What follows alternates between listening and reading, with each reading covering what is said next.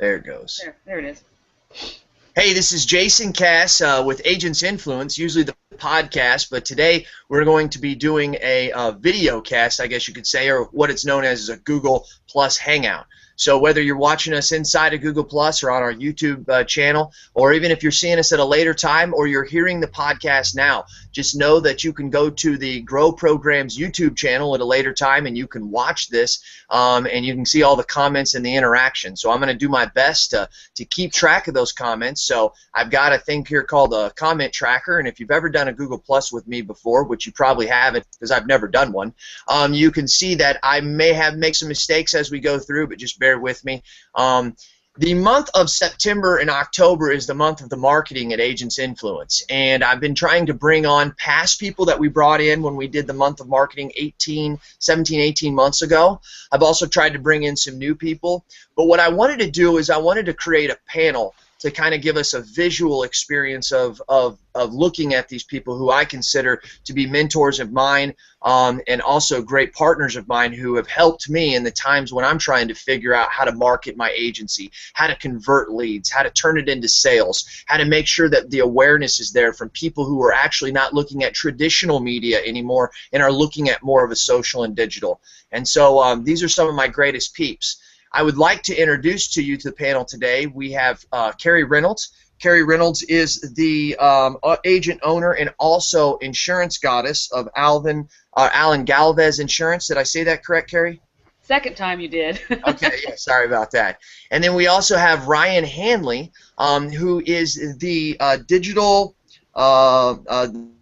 marketing lead at TrustedChoice.com. You can find them at TrustedChoice.com. I always love saying that, Hanley. That's like my little thing. I'm waiting for someone to say, hey, how do I get a hold of Hanley? And just that's what I'm telling them. Anyways, we also have Steve Anderson, the one, the only, one of my mentors in this industry since I first saw him back in 2002 in Wisconsin.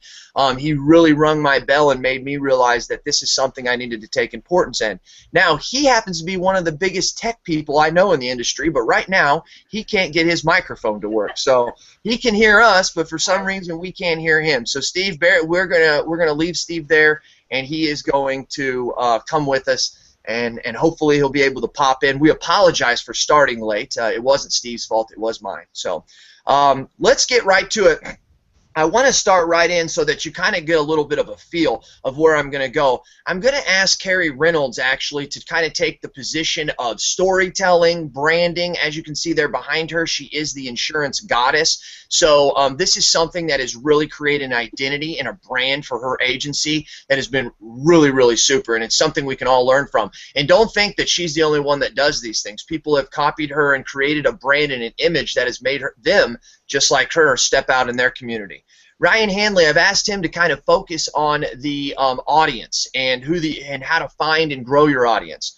Hanley, as I said, is the digital marketing lead at TrustedChoice.com. He's also a past owner, I don't know if you still are, Hanley, you may have sold it for millions, of the Hanley Media Lab, which that's where he helps you find your audience and grow your audience. Is that your what was your tagline on that? Grow your audience, grow your business. Grow your audience, grow your business. That's what it was. And then Steve Anderson, once again, I've asked him to just kind of hang out in the mobile technology area because I've seen him do some things, and Steve can go all over the place. He has the TAR, which is the agency, or the Anderson Report. Look that up at steveanderson.com, and he's someone I really follow for mobile because not only does he help me theorize it and understand the theory of why we need it, not only the practical steps, but how you can use those two together to be all-encompassing in your agency. So here we go. I'm going to start today with Carrie Reynolds because we always want to start with the best, and I think we try to do that at any time. And Carrie, you've been a part of Grow. I mean, you've been kind of a contributor writer of Grow, so we read a lot of your blogs that you write on the Grow blog. And you've really done a great job. And some of the biggest feedback we get is when you talk about your insurance goddess, when you talk about your email marketing, your branding, your storytelling. And so I would like for you to just try and give us a little bit of feel of, real quickly, why is it the insurance goddess? And don't go so long into how it came out, but why is it, and how has it been important to your agency as far as branding or however? Okay. I think it's most important because it's just plain fun. And when you think of insurance, trust me, the first thing that you don't think of is fun. That's And true. so, well, we're all in insurance, and we can all say that till the cows come home, but it is relatively boring industry. And so having that face just makes it a little more human, just adds a little bit of levity to the situation, because sometimes we do deal with serious things. Hmm. So why don't we use it just to have a little bit more fun? You can have fun at work. Nobody says you can't. And I'll tell you what, I have a great time. Uh, and then again, just having that face, also you can attach it to charitable causes, which I've done. I've used it to raise money within the community. So I think really that's the sum total of it. It just makes things a little less serious and a little bit more fun, and it's memorable. People remember it. Well, if you want me, I'll tell you two very recent stories that just happened to me here in town with that. Hit on those. You want me to? Okay, so I'm going through the driveway at Dairy Queen. I got my daughter in the back of the car, and there's all these high school kids that are placing or taking orders and stuff like that, and they're back there filling orders. And this girl who's waiting on me, she looks real hesitant. She looks out there, she's talking to her friends, and then she opens the window and she goes, "Are you an insurance goddess?" I said, "I love you. Yes, I am." I gave her a business card. I said, "You have made my whole day." I said, "Thank you for that." I mean, it was amazing to me. I just, that's what you work for, to be memorable like that. And so that was pretty fun. And I just totally blanked on it's all about being unique, and I think that's unique memorable. 101, Carrie, is what you've done. And you said you had a second story. Yeah, and I just totally blanked on it. So it's not, it follows the same. Oh, I was at physical rehab just a few days ago, and I walked in, and there was a high school girl who I had spoken to she was in a class I spoke to. I spoke to a class about marketing and branding. And I walked in, and she goes, "Hey, insurance goddess." I mean, this girl's like 17 years old. So I'm like, you know what? I'm okay with that. And I just can't. Those stories to me are the best stories in the world, because it really shows you that when you take that and you step away and you do something that's unique and memorable, you do it long enough, too. That's the other thing, consistency and frequency. People will remember it. And that's what all of us want, is that hopefully when that time comes that, they need to talk to you about some sort of insurance matter, that they will remember you. So That's right. It's all about sticking out. It's all about, that's what marketing is. It's whether it's your marketing piece, or whether it's your email, or whether it's the ad in the paper, you're trying to do something to stick out from everywhere else. And I think, Carrie, you embody what is absolutely, and I don't even say extreme, but I will, because when I talk about extreme in this world we live in, where there's so many things that we have to get past to make ourselves stick out, some may say it's extreme or not, but I think that that's very big success. Now, Steve, are you in? Can we hear you? Yeah. You tell me. Oh, There yeah. we go. We can hear old Steve Anderson. All right. Wow, boy, my reputation is preserved at least for another day. Okay, I'm glad to have you, Steve. We'll get with you in a minute. So, No problem. Hanley, Ryan, excuse me, guys, he's a very good friend of mine. We call him Hanley. He calls me Cass. We'll try to prevent that. So, Hanley, sorry, joking. Anyways, now when we're talking about what kind of adding on to what Carrie says, Carrie's talking about sticking out. Carrie's talking about being noticed, being able to get a following based on someone knowing who she is. Hers is physically. How can we do that when we're talking about our audience? And we're talking about growing our audience. And first of all, let's talk about, I know this sounds simple, but let's talk about what we mean by audience and ways to find it. And then can you kind of slowly start to go into how you grow it? We'll kind of mix it up and go through the whole conversation. But if you could start there at what is an audience, and why should they be finding it? So I think when we use the term audience, and Cass, remember we talked about those white boxes? Yes. I think when we talk about audience, we're not talking about like an entertainer would think, an audience, a group of people sitting in an amphitheater or something like that. It's different when you're talking in terms of your business. And really what we're focusing on are a core group of people who like, trust, and believe in what we're trying to do. I mean, those are the three things that any business really wants, is a core group of people who like us, who trust what we have to say, and believe in our message. In an insurance agency, you may say, well, geez, we just sell insurance policies, and who's going to get behind that? Well, it doesn't have necessarily anything to do with the product that you're selling. These ideas transcend just the insurance industry, but for purposes of this audience and what we're talking about, it's important that you want someone to like you. So do you have things in common? Do you golf every Sunday and you see them at the golf course? Do they trust you? Does someone, when you have a piece of advice, when you have a recommendation, do they believe you? Do they question you, or do they take what you say as having value? And do they believe in your mission? Is more, do they believe that every day you are going to work and trying to do good things for people, right? And the idea is that not everyone's gonna both like, trust, and believe in what you're doing, but there will be a group of people that do. These are the people who come back to you over and over again, who write their personal insurance with you, and then write their business insurance, and then write their health and their life, and they refer people to you over and over and over again because they like you, they trust you, and they believe in what you're trying to do. And when I say grow your audience to grow your business, I'm not talking about the fact that you need to have 100,000 people on your Twitter account. What I'm saying is maybe you need 20 to 30 people, and that may even be high for many agencies. Maybe 10 to 20 people who just really believe in what you're trying to do. They trust you and they like you, and no matter what you're trying to do in the community, they get behind you. They give the $20 for the charity event. They support your daughter when she's got a basketball game or a drive-through thing where they're raising money. They come to the drive-through even if they don't want to, right? So it's not just your business. It's everything that you're trying to do and you as a person. And the larger you can grow that core group, the more successful your agency's going to be.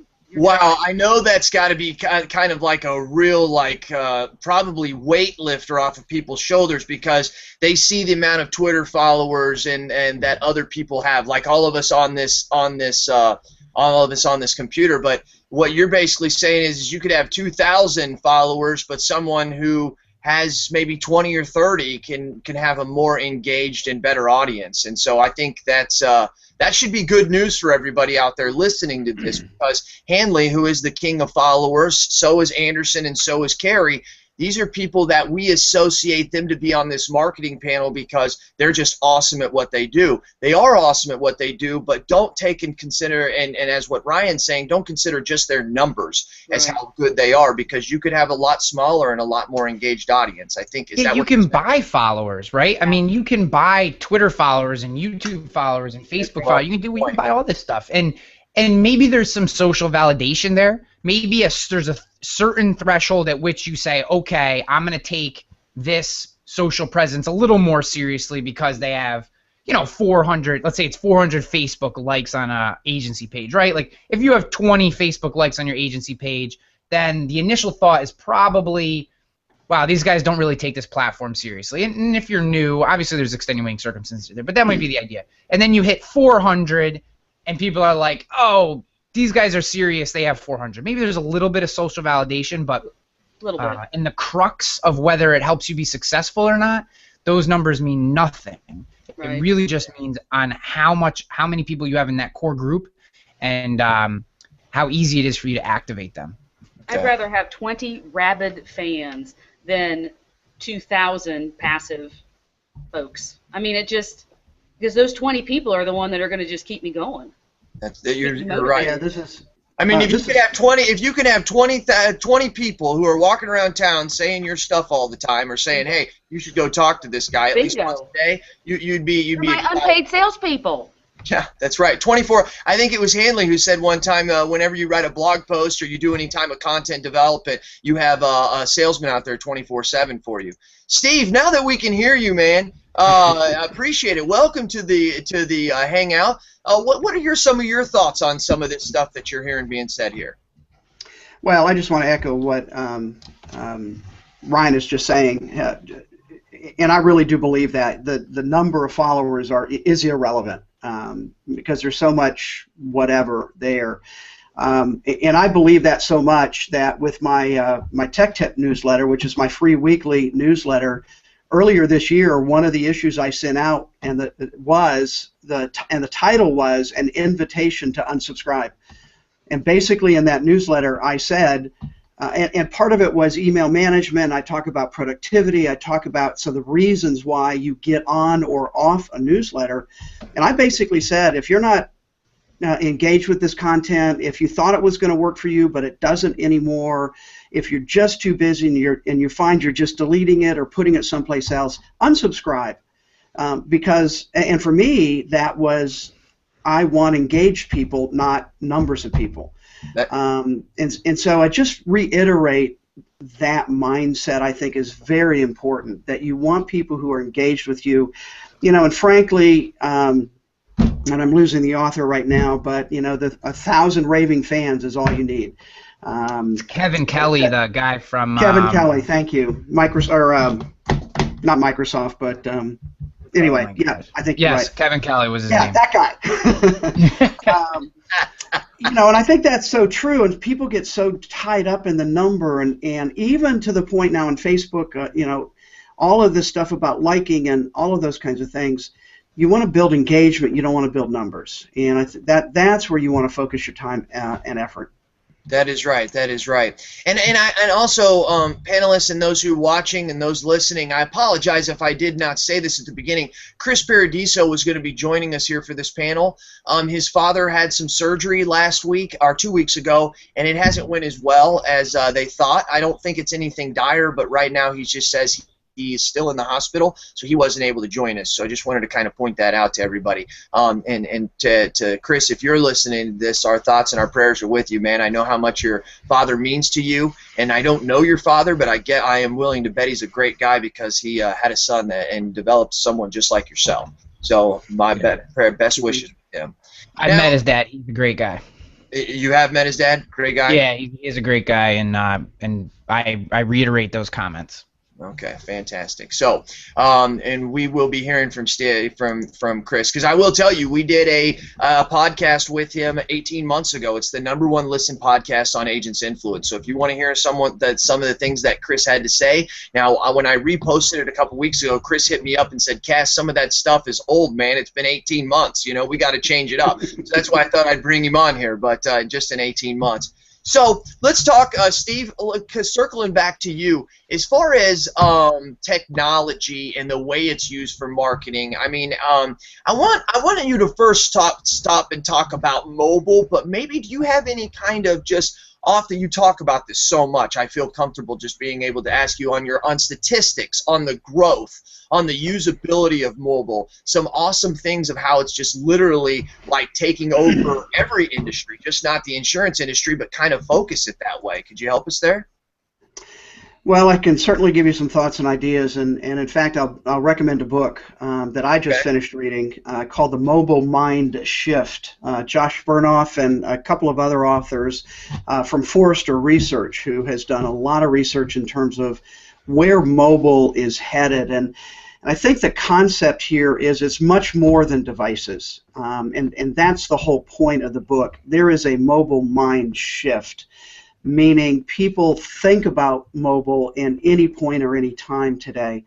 And they call mobile moments, kind of when is it that somebody wants to interact with you in a mobile moment, and that certainly could be a smartphone device, certainly tablets. Apple broke their record selling 10 million new iPhone 6s over the weekend. You look at percentages of smartphone versus feature phones, and by the way, there still are a lot of people with feature phones who at least say at this point, I don't want the smartphone. This one works just fine, and so I think again, kind of back to that connected, not connected conversation. We can't assume everybody has it, but it's certainly the trends are moving that way. In the United States, if you look at percentages of operating system, you have actually the Android is a few percentage points higher than the iOS systems.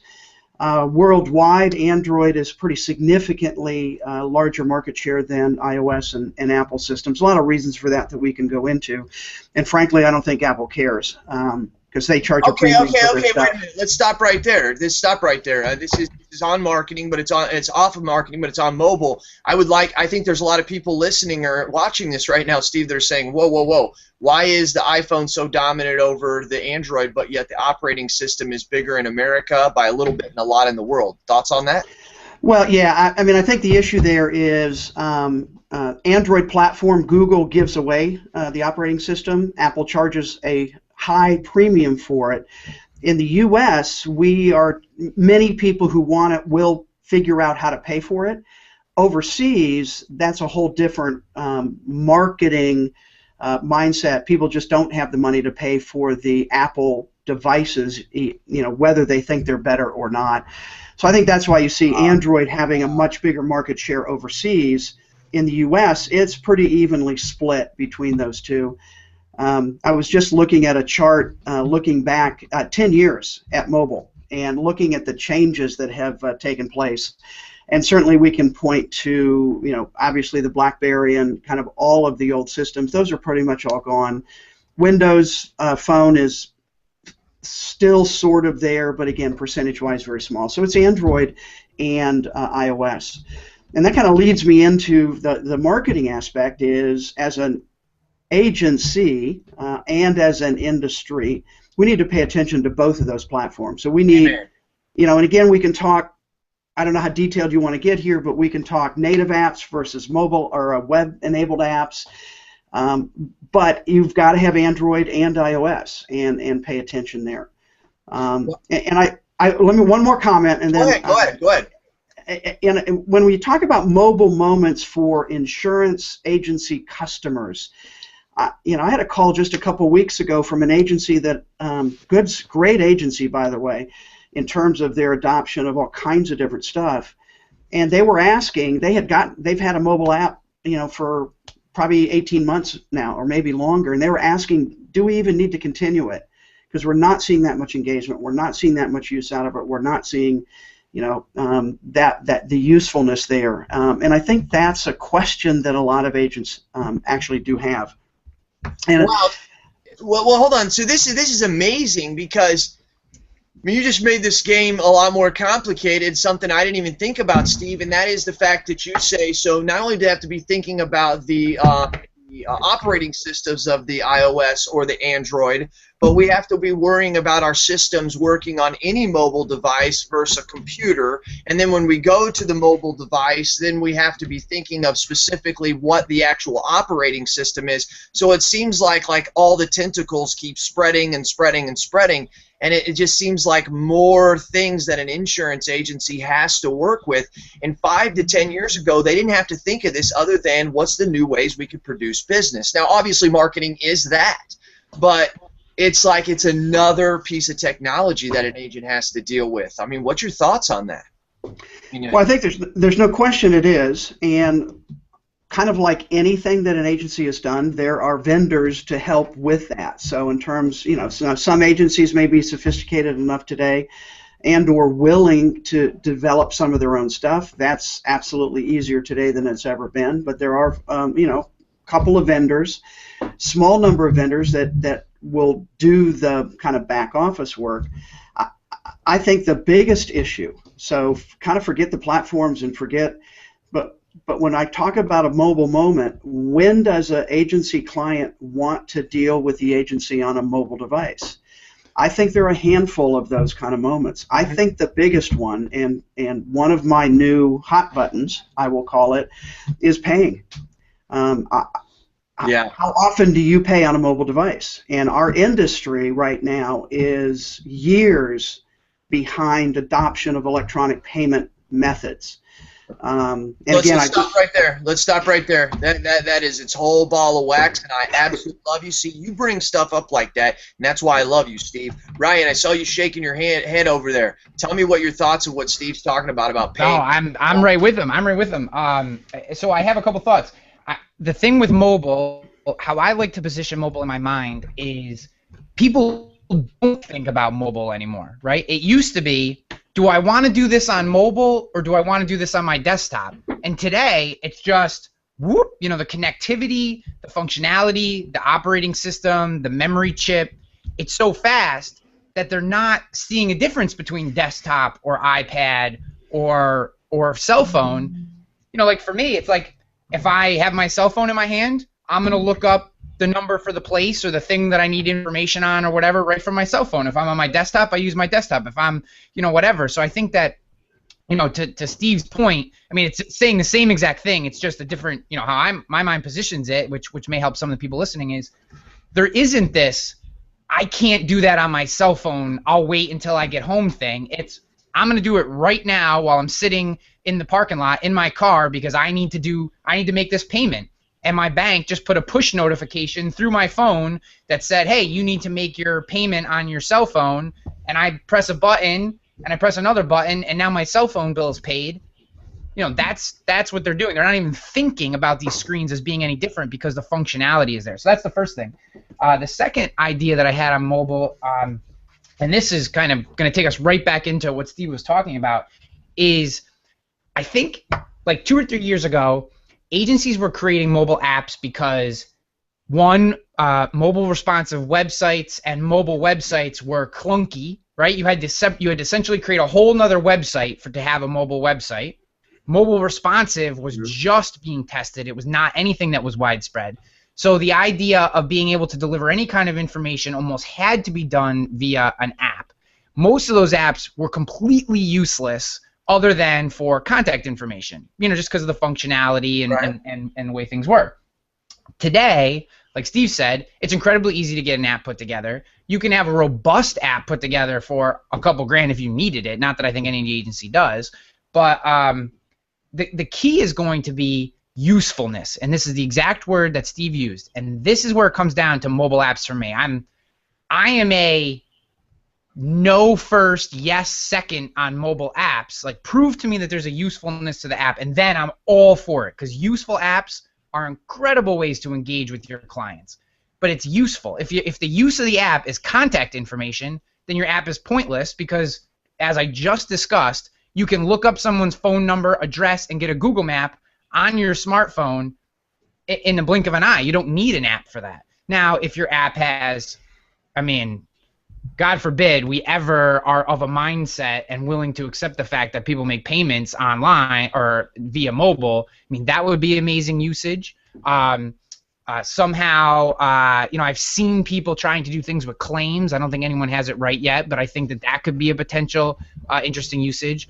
But it's really this idea of apps being useful, and when they're useful, they're powerful. If it's value to the agency, no one will use it. If it's value to the client, then it will have adoption and it is worthwhile. That's where I'll kind of leave it and kick it back over to Steve. So, Steve, what's your thoughts on that stuff? Well, again, I go back to the mobile moments, and I've thought about this. You know, I think payments is one, and by the way, that's payment through the agency, not through the carrier. I want to be really clear about that. It's agency branded, and that's, I mean, I know I probably could count on one hand agencies that I know that actually accept electronic payments, and that's a huge issue that's much bigger than our time here. And I'll give you and listeners a resource here in a minute. So I think payments, I think the other mobile moment perhaps is just a simple ID card or certificate. Again, commercial and or personal lines. I think another would be a change a little further down. So thinking through when would, as Ryan indicated, when would I want to engage with the agency, and having the ability to do that. We can get a little technical here. I tend to like native apps better than I do web apps, meaning a web app I connect to a website somewhere that's mobile, you know, either adaptive or whatever, versus a native app. Part of the reason there is technology. There are about 5 functions on the phone that require a native app. One of them is a camera and GPS. So if I'm going to do anything along claims, I need a native app to access that information. And I think, again, we have to think in a mobile mindset, which is, why do I have to enter information that's available? Why do I have to enter where I'm located because I have a GPS that tells me that? Why do I have to, you describe where I'm at when I can take pictures. So and I think we can start working toward that. The biggest barrier right now, and Ryan, I think you're right, useful app, the biggest barrier right now is our vendors and our insurance companies who lock down our data and don't allow us to have access to it. So to have a useful app, I want information on that app that's client specific for my client. Okay. So then we talk APIs, we talk, all kinds of things like that. Right, in and terms of I have a big thing, because this is my Hangout, I can say this. I have a book coming out called Insurance Agent 2020, a 2020 vision for how your agency needs to operate in the year 2020. And that's coming out late this fall, but it goes back to right what Steve was just saying. I do blame agents, I do blame vendors, I do blame carriers, and I understand why they all have their own position, but I got to tell you, and I'm going to say it straight out, I blame vendors more than anybody. And I blame them because they all want to have their own proprietary system. They don't want to allow access. My management system that I use, I'm just going to say it, I'm not promoting them, I'm just telling you, is QQ. They're very open with their API. And for all the listeners that are listening, basically that's 2 ways for computers to be able to talk to each other. So this computer can kind of talk to that computer. It's a little more in-depth than that, but you know that. But I had a client yesterday that called me and specifically told me that she liked my mobile app because 2 weeks ago, she was trying to make sure what vehicle was on her policy. She was able to pull up that information from the JDC Insurance Group app because that app has an API into my management system, which a lot of management systems will not allow or they'll charge. Did QQ give you that app, Cass? Say that again? Did QQ give you that app? No, QQ did not give me the app. It's called Insurance Agent Mobile App. Insurance Agent App is what it's called. Same app. Carrie, you said you use the same app? Yep, we have the same exact one. Well, the great thing is that Gianna, which was her name, I guess I shouldn't say her name, but she called me yesterday and thanked me again, not only because of 2 weeks ago what she needed, but she got pulled over and got a speeding ticket yesterday, and of course she didn't put her ID card in there, and she was able to pull it up right there online. So I think what you just said, I'm going to say it, vendors have got to come together and realize that they've got to open up their systems to other systems. Now, I think there are some talk of that happening, but the problem with it is some of the vendors I've talked to have talked to some of the, I'm just going to say some of the management companies, is they want to charge that person, let's say, who owns the app, the company who's providing me the app. They want to charge them a set yearly fee, and then, according to these individuals who I've spoken to many of them, say that the vendor then wants to charge the agency for every transaction that goes back and forth. Whether that's wrong or right, I think that there's better ways to do it. It's an antiquated pricing model based on old school business practices. It's not, they're not thinking 21st century business, they're thinking 19th century business where each transaction a human being needs to grab onto the widget and take it down 20 floors and deliver it someplace. And it's completely ludicrous. All right, and Steve, what's your thoughts on that? Well, a couple thoughts. Well, first of all, I'll end these discussions, and I have actually been having these discussions with some fairly high-level people at several of the larger vendors. And it is a mindset change. There's no question about that. The example I always give is Salesforce.com, who in 2008 actually did have that same model prior. 2008, they gave it away, fully open, fully available, no cost, fully documented, and now you've got literally hundreds of other services surrounding their platform. My marketing platform does the same thing. I have several services surrounding it that all use APIs that are free, fully available. I could develop to it if I had a desire or hire somebody to do that.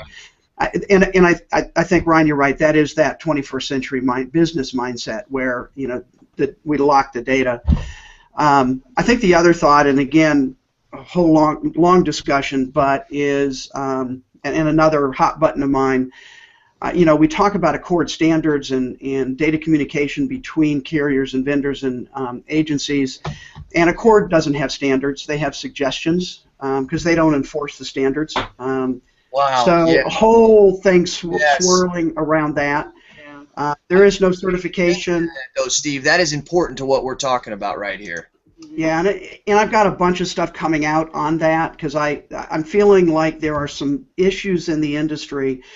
that are preventing agencies from actually dealing with customers the way they want to be dealt with, and so Steve, and also though, but it's also about the way that the agency wants to deal with their client and the way we're being hampered. Why should I have to put all of my information into a CRM system, let's say an email marketing system, and have to keep track of all the information over here, and then once they become a client or a serious prospect, then I got to move them over to the management system. And I don't mind moving them, but of using the management system I use a company called Rocket Referrals, which does my follow-up system.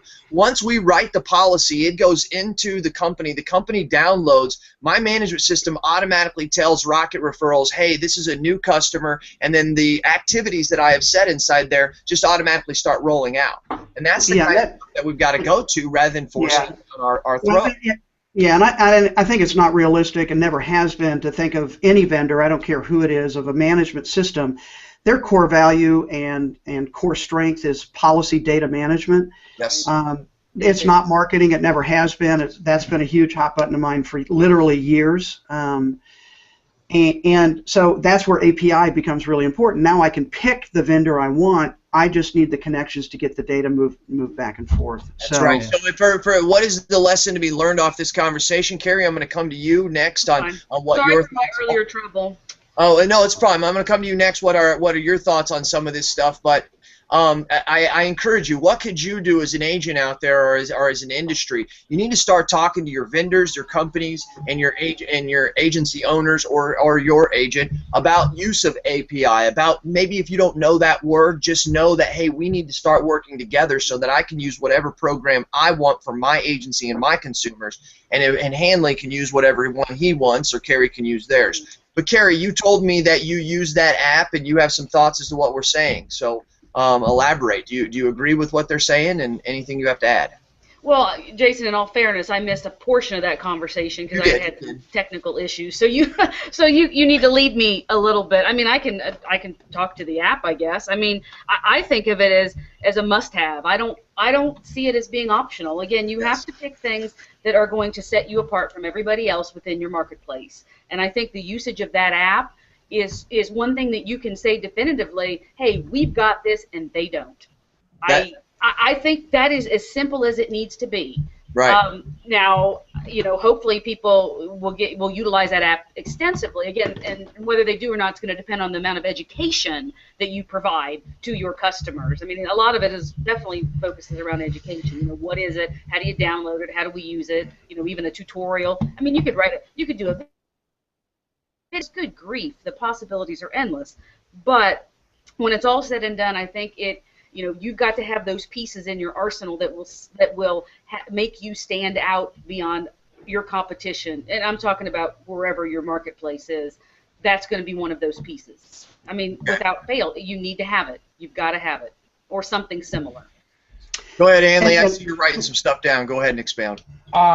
So the first thing that I wanted to mention was something that Steve hit on, and I think that this is really the crux of our conversation that we're having today. And I think the overall argument for all the systems that are working within our industry being able to talk to each other is the idea that there was a time when we as an industry could dictate to clients how business would be done. I could say, hey, home and auto client, you have to come into my agency. You have to sit down in front of me because that's the way I'm comfortable doing business. I like this, so you have to do that.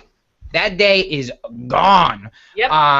JD Power and Associates just came out with their customer satisfaction survey, and Geico, among millennials, surprise, surprise, was named #1 in customer satisfaction among millennials. Why? Because they appreciated the availability to communication, the access to policy information, and the ease of doing business with them, right? So none of those things have to do with coverage, which is what we as insurance professionals stand on. Oh, our coverage is better, our guidance is better. That's great. We're face-to-face. And this is our differentiating factor. But we have to be hitting these bars for millennials because they're telling us over and over again that this is what's important to them. This is the bar you have to hit before you can tell us about coverage and about guidance and that stuff. You have to be easy to do business with. You have to give me access to my policies, and you have to be willing to communicate with me the way that I want to communicate. So I think that it's time to shift our focus from hey, this is the way I want to do business, to how do you want to do business, and I'm going to start to develop my agency in small ways to speak to that, to do business the way you want to do business.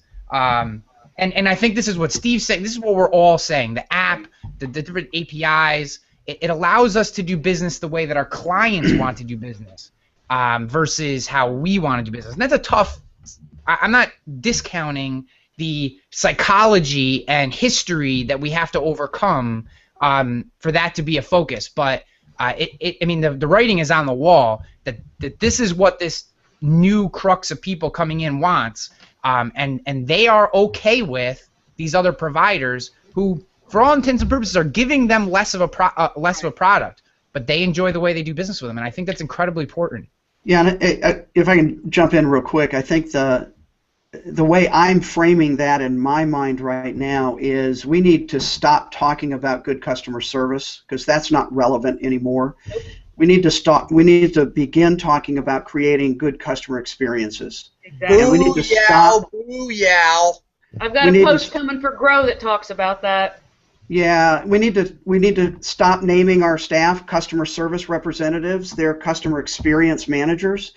And again, whatever the term you might want to use with that, but it is about customer experience, and that's the key today. It's not transaction processing.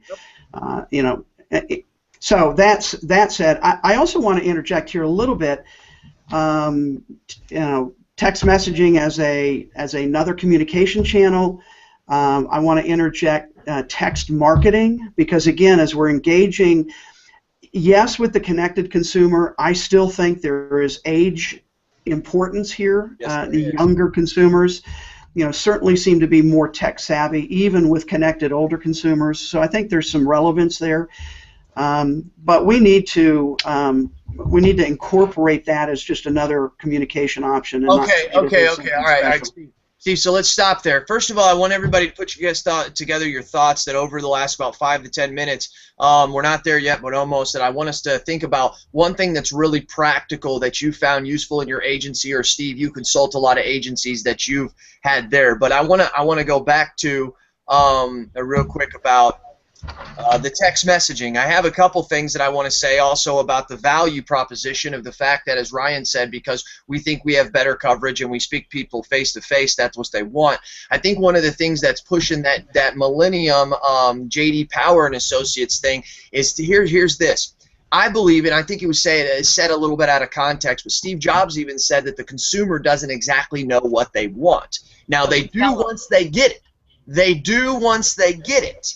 So what I think we're seeing is that somebody who is insured with a normal traditional agency is now goes to get insured with Geico for whatever reason, because they get persuaded off a commercial, or they have a bad driving record or whatever, and now they get those tools. When they come back into your agency or back into a local or any agency, they're going to expect those same tools. So that's where it's being pushed the highest. It's not only the consumers who know about the tools and demand them, but every new customer that goes to our direct writers who offer those and then try to come back, it just doesn't happen. I've made a little joke before on my podcast. It's almost like giving away free money when the government does it. It's easy to give it away, but once you try to take it away, no one wants that. They're going to want it. So don't ever give it if you can't take it away. We as an agency, as an industry, we haven't even ever given it. But the other places have, and when they leave, they're going to expect us to give it to them too. Cass, this is the natural arrogance of a master of their craft, right? And we're all masters of our craft. And by just being so invested in the thing that we do, we assume that the coverage is what people care about, and it's not. And, Right. and there's nothing wrong with that assumption. That is a perfectly natural assumption. I love marketing, so I assume that everyone gives a crap about marketing when I know logically I know that that's not true, but I assume that because I'm so invested in it. Same with insurance professionals. So we assume that the coverage is what they care about, and what this J.D. Power and Associate survey showed me was that that is not the thing that they care about at the baseline level, right? Once they get those things, they're saying, here's how you get me in your door. Once I'm in the door, I will look at a Geico and I will look at an independent agent, and they're going to choose the independent agent. It's a better product. But to get them in the door, they're literally giving us the path. They're saying, you put these 4 stones down, and I will step on them right to your door. Yes. But until you do that, I'm going to have a hard time finding your front door. And I think that it's natural for us not to understand that. I think it's why these conversations are so important. But I literally think that this survey, they outline the 4 things, and it's like, if your agency does these 4 things, they will find you. This is what they want. This is how they get you to your door, and then you can differentiate yourself. It's what they expect. And the other thing on top of that, you hear agents say, yeah, but they don't get that one-on-one claim service like they do with us. Get out of here. Steve, you probably back me up. I'm willing to say 70 to 80% of the agents out there, when a client calls their agency because they have a claim, they tell them to call their 1-800 number, and they hardly ever follow up. So, I mean, where's that value proposition, okay? And I want to jump right over. I want to talk about text messaging one quick. We're falling out of time. This is important about text messaging, but I want to jump over. Carrie, did you have anything to add to what we're talking about right here when it comes to the value proposition and the tools that we need for the millennials? Oh, well, the one thing I do religiously, I am very vocal about telling people how they can find me. I will say, you can find me online, you can find me here, and I let them know where they can find me, because I think that's extremely important. I have had, and I talk to other agents about this, and they're blown away. It's like, okay, I've done business on Facebook messages, Twitter, direct messages. I've had texts come through. To me, I don't care. It's communication. I just use it, and I make sure that customers and even prospects know that these are tools that you are welcome to use to talk to me. Now, if it's 1 o'clock in the morning, that's a little different. We got an emergency. But I'm just saying, as a general course of business, stuff comes through my phone all the time. Right. And I've set up that expectation that people can find me. And I always laugh. I say, you can find me online. It's pretty easy. And they come back, and they're like, yeah, I'm like, yes, because I'm out there. I use those tools to communicate with people, to educate people, to talk to people. I said, it's very easy to find me, and so they feel comfortable in knowing that. That way they know how to get in touch with me. And I think that's where our brain has to be wired to move into the future. I mean, you have to be flexible, and you have to embrace, maybe not all of it, because it's too much. You can only know so much about so many tech items, and then you get brain overload. But you have to be willing to embrace those items as communication methods, because your customers are using them. That's right. You got to be where they're at. I mean, it's that simple. Yeah, So. We're running out of time. Sorry about this, because I want to get on the text messaging. But you are right, Carrie. Blessed are the flexible, for they don't get bent out of shape. Now, here's what I want to say is that when we go forward here, I want to take I want to ask for 3 to 4 minutes from each one of you guys, and we're going to go ahead and close it out with this. I apologize. We are going to go a couple minutes over, but we started a couple minutes late, so bear with us if you're listening or you're viewing this as well, which looks like we have a very good viewing right now, which is really awesome. We want to talk about text messaging, because I get it all the time. No one needs to bother me on text, Jason. I read your article about that. I listened to your podcast, yada, yada, yada, yada, yada. Now, I know that there's reasons why I think they're wrong, and there's reasons why I think they're right. But I'd like to hear about your guys' viewpoint, each one of you. I'm going to start with Steve first. And I'd like to hear your viewpoint about, is this good? Is this bad? Is it demanded? Is it not? Is it needed? Or is it not? I'll start with you. Go ahead, Steve. How long did you say I had? Yeah, I know. Okay, I'll do this quick. And I've got 2 points I want to make. One is, yes, text messaging absolutely is vital as another communication format. There's one management system that I'm aware of that has incorporated a full text messaging system within their agency management system platform. So they have one number for an agency that texts go into and out of, and they've created a way to manage that client by client by client, just like email. Okay. So we will get the technology behind what we need in terms of that. I also think from a marketing standpoint, we're not really thinking how we can engage people with it, and instead of me describing it, I'm going to ask people to actually do something. So write this down or pull your phone out right now, and I want you Done to this trick text. before, Steve. I know. I want you to text the word pay, P-A-Y, to this phone number. Area code 615-823-8255. So in the to field, put the phone number 615-823-8255. In the message field, put the word pay, P-A-Y. That will, and send it. That will start a conversation between you and I over text messaging. Ultimately, you will be able to get a link to download the white paper I just released last week on the payment process and what needs to change in agencies. But I use that as a way to show you what can be done with text today as a way to engage. So you meet somebody. In fact, here's how I use this now. When I meet somebody, I don't carry business cards anymore. I ask for their business card. I will send them, based on their business card, an email with my contact information, or I will tell them to text contact to that same number, and they will get my contact information back. So we need to think more creatively about how we go about this process. So, Carrie, it worked? Yep, it sure did. Yeah, it did for me as well. Now, Steve, let me ask you, I mean, real quick, I mean, is it a nuisance to the consumer? Does the consumer want that? Or are we invading their last resort for privacy? Well, for some consumers, yes, but the issue with this is the consumer is initiating the contact based on their request for information. It's just like scanning the QR code at a restaurant to get a coupon, or putting in the keyword at Chick-fil-A to get a discount, to get I want to be notified of deals. It is the consumer's choice where they want to, and the consumer's choice to stop. And that's a very common keyword to stop that text message marketing follow-up. Okay. So again, it's up to the consumer. Ryan, thoughts, brother? Texting. Yeah, I mean, ditto.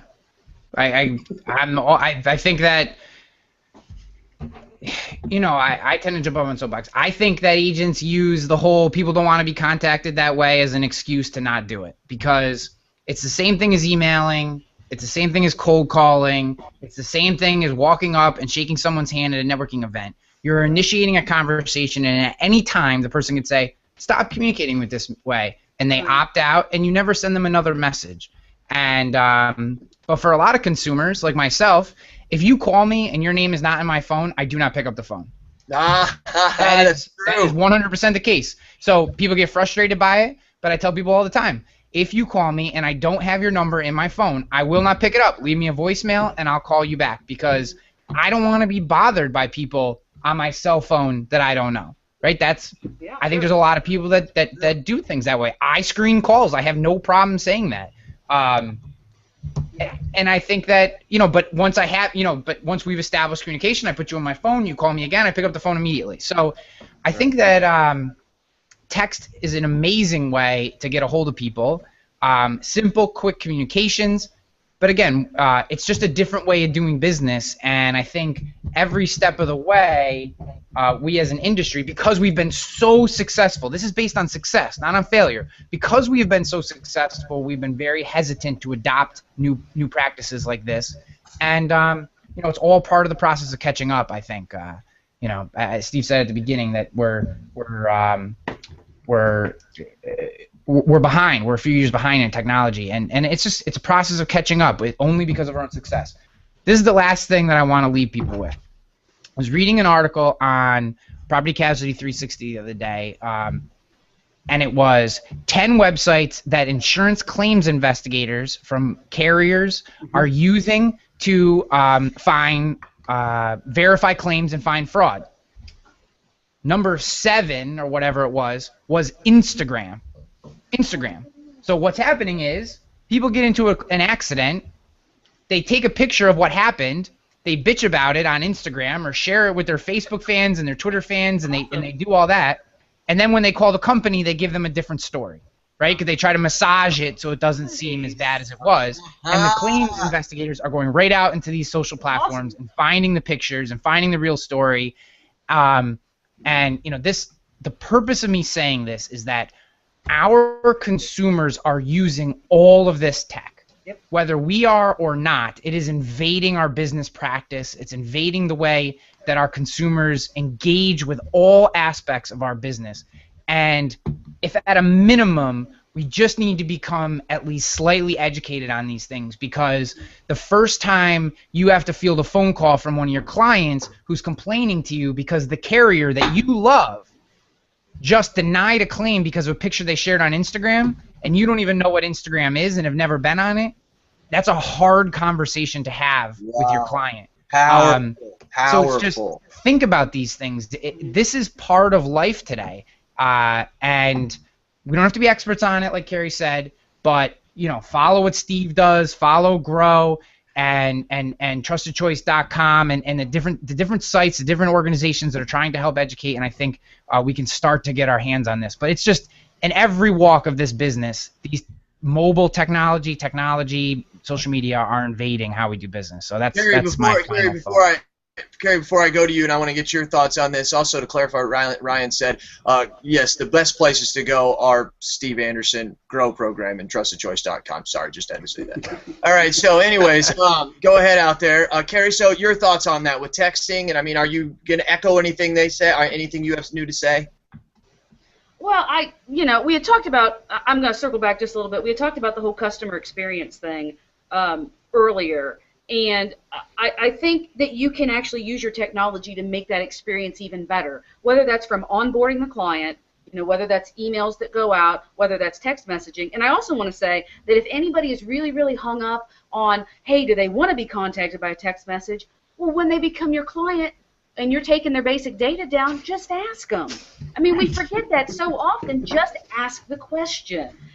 Hey, can I have your email address? Can I send you our newsletter? Can I do this? Or, hey, we use text messaging. Can I send you occasional? And then you always tell them, if you don't like it, unsubscribe. I mean, I don't know. I'm real basic about things, but I think people need to remember that too. Just ask people. You'll be surprised.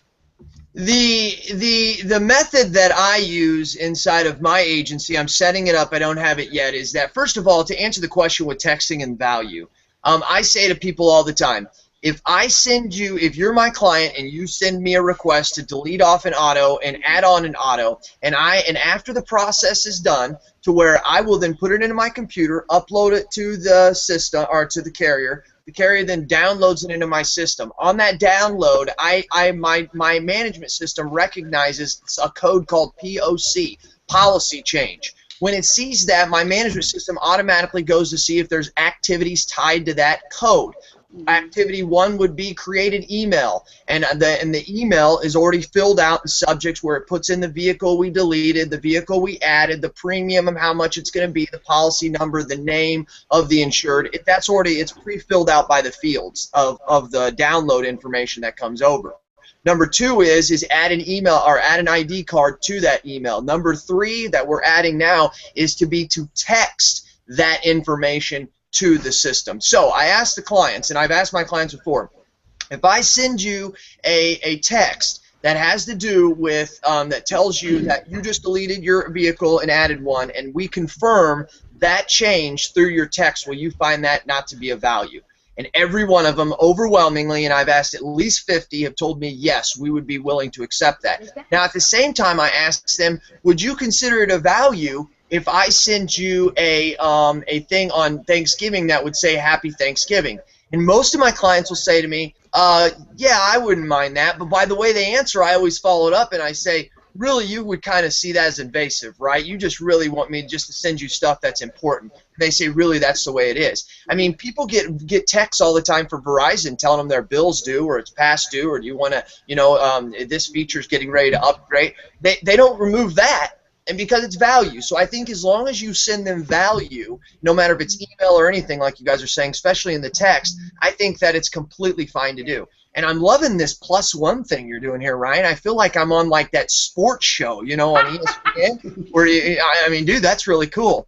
So I want to go ahead and wrap it up with that. I mean, we've went a little bit over. I know there's a lot we didn't get to talk about, I want to thank Steve Anderson, Kerry Reynolds. I want to thank Ryan Hanley. Once again, to everybody out there listening or watching, keep your thoughts and prayers out for Chris Paradiso's father. Chris is a great person to have in this industry. I got to tell you, he was a big inspiration to me. I think some Ryan and some other people would definitely say that in the industry. With one last thing to say, I'm going to give everybody just the last minute. I'm going to start with Kerry, and I'd like to have your thoughts and a wrap-up, and maybe just give a little bit of little technology marketing inspiration to some agents out there. Do you have anything to say, Kerry? Yeah, I do, actually. I didn't get to touch on this earlier. I will make it very brief, I promise. But I want to tell everybody out there that you need to find the one thing in the social media, the online world that you're good at, that you're proficient at, okay? Or you find that one thing, you get very good at it, and eventually other things will in fact follow. I found my biggest success to be in writing, blogging. I am passionate about writing. I have gathered a pretty decent audience, and I'm very proud of that. But You're I think very good at it. Thank you. I love it. You just have no idea. But anyway, I get all flustered because I'm so excited about it. But I think why I have done so well at it is because I have tried very hard to make sure everything I write is realistic, practical, related to the particular industry, things that I've experienced, and then I share with people. I tell the stories that they need to hear, and I impart humor where necessary, and I just make it just like me. So when you read my writing, you know who you're talking to. You know exactly what I sound like in what capacity. And so when people will come, they'll find me, they're like, oh my God, you're exactly like, well, I thought you were going to be like, just by what I've read. And you pick that one thing and you get to that point, and that's satisfying. And so I want to tell, because there's so many people out there that just freak out because there's so many technologies to use. And you've got to find something to at least start with and work on it and massage it. And eventually, the people will start to notice if you get pretty proficient with whatever you're doing. But it's also, I want to also say this, it's a very slow process. It's not an overnight thing. I've been writing for like 5 years, one post a week. I mean, that's a lot of content. Darn right. And it's just been within the last probably year that I've really gained some traction. So find that one thing, work on it, get good at it, seek people like who I'm here with now, make those connections online, because it's invaluable. People will help you. It is. So I guess that's my little, that's what I wanted to preach for today. Kerry, thank you very much, and thanks for joining us here on this marketing panel. This obviously won't be the last time, so thank you. Thank you. Ryan? AgencyNation.com. AgencyNation.com. AgencyNation.com. It's my new place. Your life. I'm creating refocused on the insurance industry. Happy to be part of TrustedChoice.com and helping as many independent agents as we can. And the place that I'm going to be putting all my thoughts as they relate to the insurance industry, marketing, sales, is going to be at AgencyNation.com. And I hope all of you will join me there. Should be very good stuff. This has been great. Steve, good to connect with you. I haven't seen you in a while. Kerry, same with you. Cass, I see way too much of you, but it's still fun. And like he said, it is Agency Nation, because that's going to be a good spot. That's going to be kind of a collection of a lot of good things. He could have given you one tip here, but if the one tip was Agency Nation, go there and you're going to get a ton of them. And also, just like the last guy I'm going to have close out with the TAR report, the Anderson report, Steve, you have anything to say, buddy, closing out? Actually, I'm going to echo what Kerry said. Story sell, and so that's what you need to concentrate on. And I think also Kerry highlighted its work, and it takes time. But don't worry about being too late. The best time to plant a tree was 20 years ago.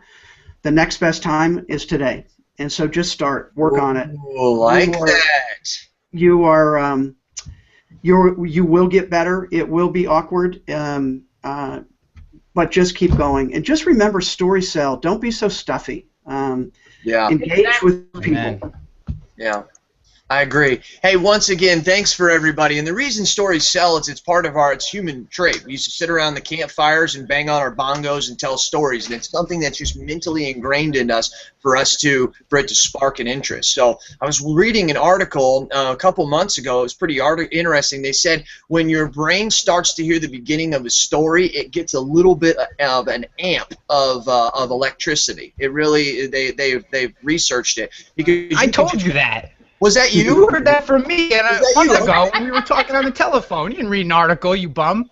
No, okay. The article that I did know, and I noticed you didn't tell me this, which I thought was the same one, is every time someone hears your name, you get a shot of electricity of about 1 watt into your brain. So that's where I thought I'd heard about the same thing, and I did not. I'm hearing that from you, man. That's hilarious. I'll give it to you if I have to. But that is true. Once the story starts happening, your brain is electrically charged to take notice of that. So yeah, give props to Hanley. God, like he needs more. Hey, Jason, if everybody else plugged their websites, can I plug mine? Yes, please, yes. I don't know why I don't think of it. My personal one is insurancegoddess.com, and my focus has shifted a little bit because most of my audience is other people in the insurance business, which is absolutely fine. So I talk about marketing and social media. There's some business tips and strategies on there too, but again, most of it is field tested. It's things that I've experienced, but I'll also put in personal stories too, like things that my kids taught me about marketing, or just things that I think that people find very useful. And then galvezinsurance.com is the agency website. And you can find all of our social media links there. We're starting to really build a very good presence on our social media sites, especially on our Facebook page. So I'm pretty proud of that. But yeah, that's what I want to contribute. Fantastic. Once again, I appreciate everybody watching live, everybody watching later. I appreciate everybody listening on the podcast. This has been Agents Influence G+ Hangout Marketing Panel with Kerry Reynolds, Ryan Hanley, Steve Anderson, and the guy we're missing is Chris Paradiso, and we hope that he's back here soon. So I appreciate everybody's time, and thank you.